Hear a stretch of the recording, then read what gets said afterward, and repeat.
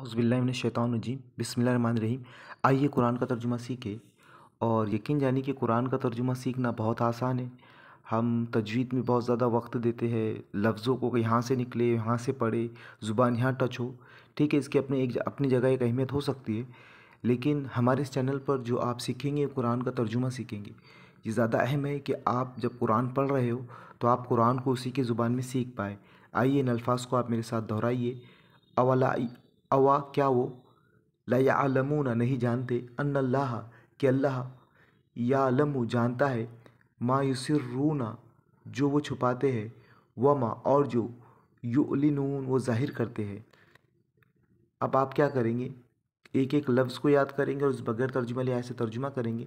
क्या वो नहीं जानते कि अल्लाह वो जानता है जो जो वो छुपाते हैं और जो वो ज़ाहिर करते हैं। व मिनहुम और इनमें से उम्मीयून अनपढ़ है, वो मिनहुम और इनमें उम्मीयून अनपढ़ है, ला यालमूना वो नहीं जानते, अल खिताबा किताब, इल्ला अमानिया सिवाय आरजुए, व इनहुम और नहीं वो, इल्ला यजुन्नून वो गुमान से काम लेते हैं। आप एक एक लफ्ज़ को याद करेंगे और इनमें से कुछ अनपढ़ है, नहीं वो जानते किताब, मगर मगर चंद आरजुओं के, और नहीं वो मगर गुमान से काम लेते हैं।